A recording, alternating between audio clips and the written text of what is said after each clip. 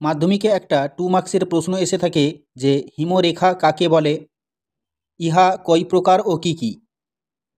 তোমরা ছবিটিতে লক্ষ্য করো, উঁচু পার্বত্য অঞ্চল ও মেরু অঞ্চলে যে কাল্পনিক রেখার উপর সারা বছর বরফ জমে এবং যে কাল্পনিক রেখার নিচে গেলে বরফ গলে জলে পরিণত হয়, সেই রেখাকেই বলা হয় হিমরেখা বা স্নো লাইন।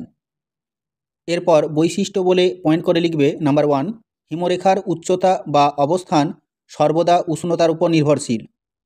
নাম্বার 2, হিমরেখার উচ্চতা নিরক্ষরেখা থেকে মেরুর দিকে ক্রমশ কমতে থাকে। নাম্বার 3, হিমরেখার উচ্চতা গ্রীষ্মকালে বৃদ্ধি পায় এবং শীতকালে হ্রাস পায়। হিমরেখা দু ধরনের হয়ে থাকে। নাম্বার 1, স্থায়ী হিমরেখা, অর্থাৎ যে হিমরেখার ঊর্ধ্বে বরফ কখনো গলে না তাকে স্থায়ী হিমরেখা বলে, বা অন্যভাবে বলা যায় সারা বছর ধরে যে রেখার উপর বরফ স্থায়ীভাবে জমা থাকে তাকেই স্থায়ী হিমরেখা বলে। এবং নাম্বার 2, অস্থায়ী হিমরেখা, অর্থাৎ ঋতুভেদে উষ্ণতার হ্রাস বৃদ্ধির কারণে যে হিমরেখার উচ্চতার হ্রাস বৃদ্ধি ঘটে তাকে অস্থায়ী হিমরেখা বলে।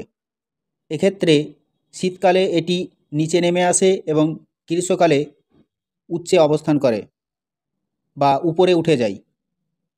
হিমরেখা যেসব বিষয়ের উপর নিয়ন্ত্রিত সেগুলি হলো নাম্বার 1, অক্ষাংশ, নাম্বার 2, ভূমির উচ্চতা, নাম্বার 3, ভূমির ঢাল, নাম্বার 4, ঋতু পরিবর্তন, নাম্বার 5, বায়ুপ্রবাহ, নাম্বার 6, জলীয় বাষ্প।